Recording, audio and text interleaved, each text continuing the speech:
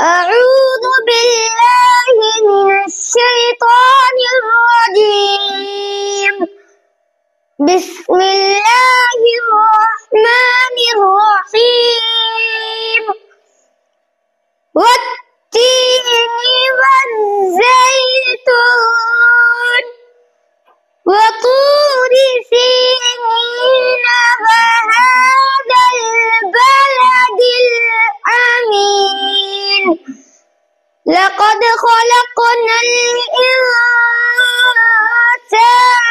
في أحسن تقويم ثم رددناه أسفل سافلين إلا الذين آمنوا وعملوا الصالحات فلهم أجر غير ممنون.